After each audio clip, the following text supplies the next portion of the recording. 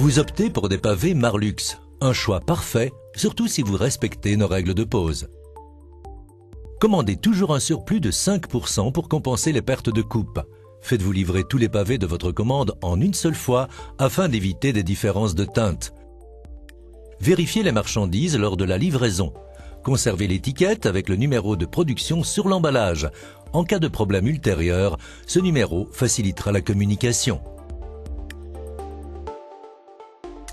Creusez la surface à pavé jusqu'à atteindre un sol dur et stable. Pour assurer un bon écoulement des eaux, prévoyez une pente de 1 à 2 cm par mètre en direction de la rue.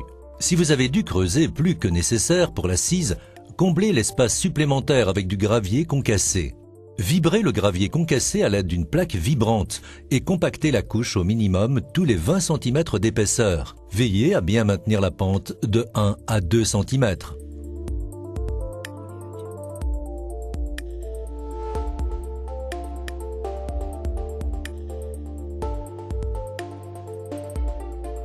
Un bon contrebutage doit être large ou profond.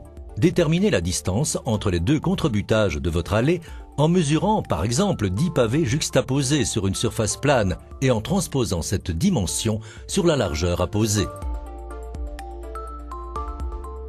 Prévoyez un bon coussinet en béton maigre pour le contrebutage.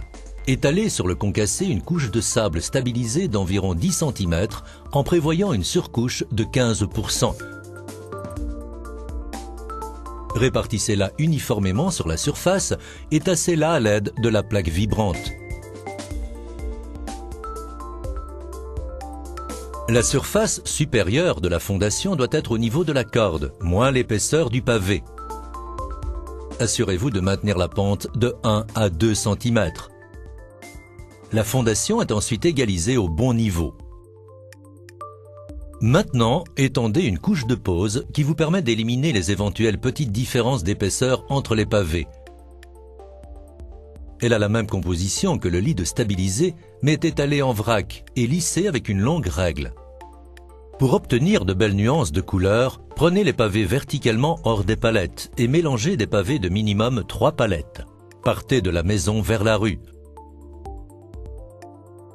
Posez les premiers pavés sur la couche de pose les uns contre les autres. Posez les pavés suivants en vous tenant sur les pavés déjà posés afin de ne pas abîmer la couche de pose.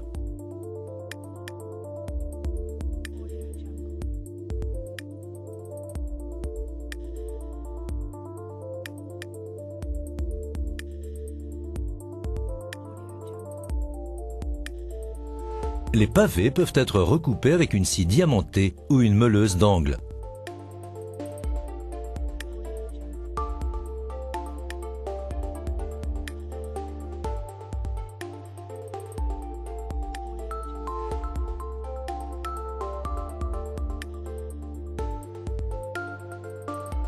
Nettoyez entièrement la surface posée avant de commencer à vibrer.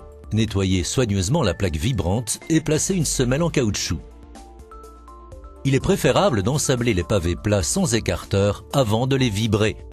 Démarrez le vibrage de l'extérieur vers l'intérieur. Le vibrage solidarise les pavés à la couche de pose et élimine les différences d'épaisseur.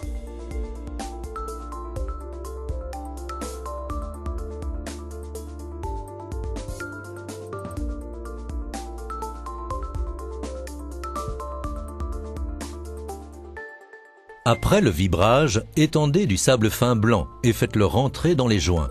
Répétez cette opération les jours suivants jusqu'à ce que les joints soient entièrement remplis.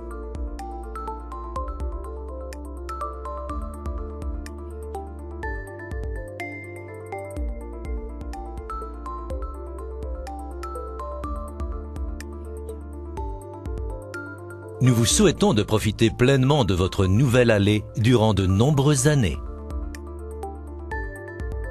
Marlux, c'est le top!